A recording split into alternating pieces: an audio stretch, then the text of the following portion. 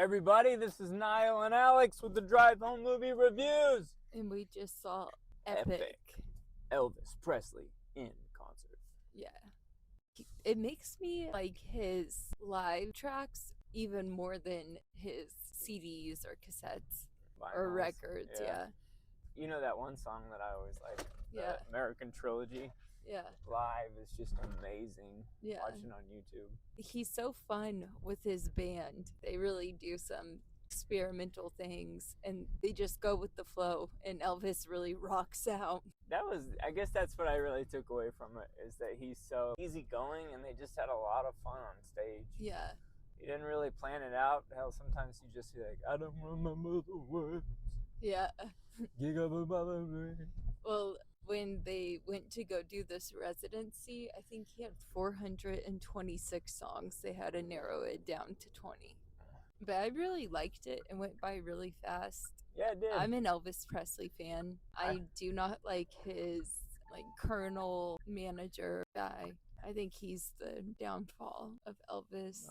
After watching that, so this movie is a bunch of outtakes and I imagine some original footage of Elvis. It's supposed to be the story told from his eyes, but this is made and directed and produced by the guy who did the Elvis movie, Baz Luhrmann, which, if you haven't heard his song, the Sunscreen song, it's a must listen to. But he made this movie after making that first movie with Austin Butler. And he does, we were talking about that, he looks so much like Austin Butler. They really did a good job casting him.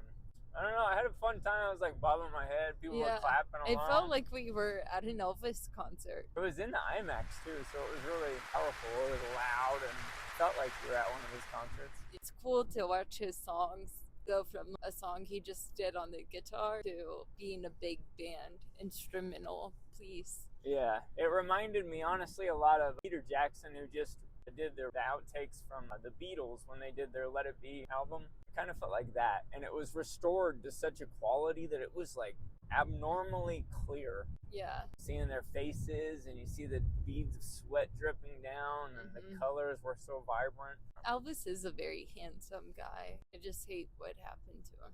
I gotta say, there's just something hypnotic about looking at him. Yeah. Just even watching this, I don't know, just you feel the ups and downs of him as he's doing these songs. The first 20 minutes of the movie is just a quick flash through his life.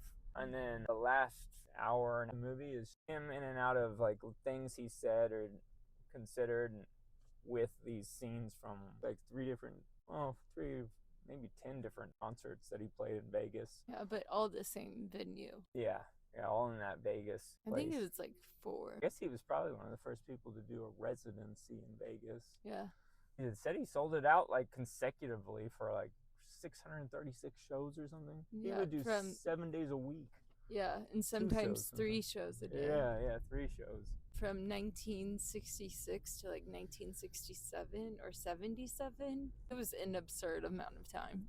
It was a ball of energy. Yeah. He just would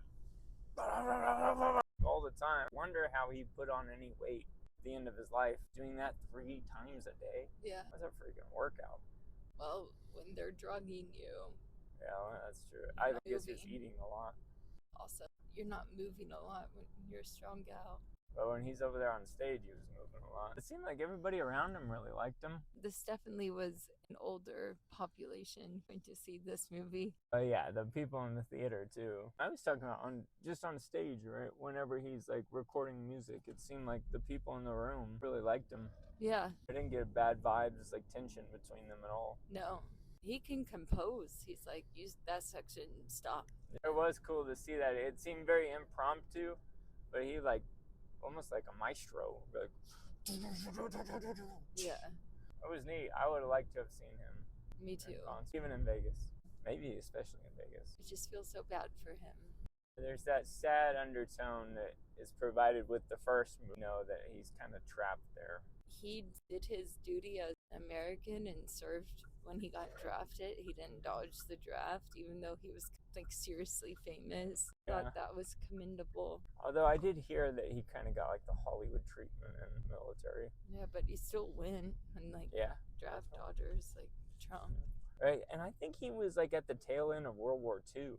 And then when he came back, they had in one of the scenes they asked him about Vietnam, and he's kind of just like, I don't want to talk about my opinions on that.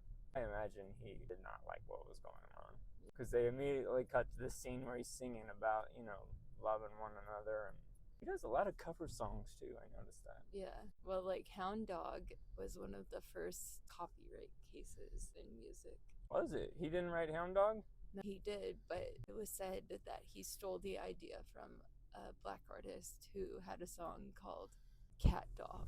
Oh, really? Huh. Yeah, or something like that. Interesting. Yeah, he was part of Sun Records with like Johnny Cash. Yeah, he really was like the birth of rock and roll, taking country and R&B and gospel and mixing it in this little ball of energy, and just got on stage. You just Yeah. When I read Anthony Kiedis' book, he said, I couldn't always sing, but I got to be frontman because I just got up there and just went crazy. I mean, Elvis can sing, but yeah, he can sing very well. He definitely started that whole moving on stage and being crazy. Yeah, when he first started out, it was so edgy that he shook his hips. Yeah, when he went on the Ed Sullivan show, they had to film him from the guitar up. Yeah. They didn't want any raunchiness. If you're looking for like a good time and you got an IMAX near you, this was like just a very enjoyable watch. It didn't take any mental energy at all. No. Or just like you're really music. just watching him in concert. Yeah, and it and feels like watching powerful. his ideas come to life, which I really enjoyed.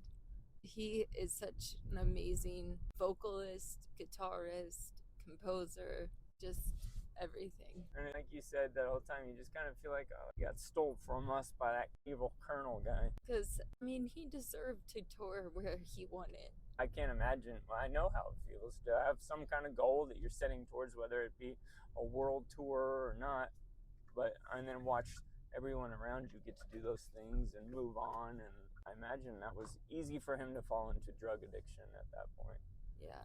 I don't know how, because in his concert, he's like, I don't smoke, I don't drink. But he didn't say, I don't do pills or morphine or He did heroin. make a joke about morphine. Yeah, he did. But I liked it. I liked it a lot. Thoroughly enjoying movie. I have no idea what Rotten Tomatoes gave it. I imagine it's a high score. I'll put right here. What would you rate it? I would give it a 67. 67? Yeah. I really liked it, but would I watch it again? No. No?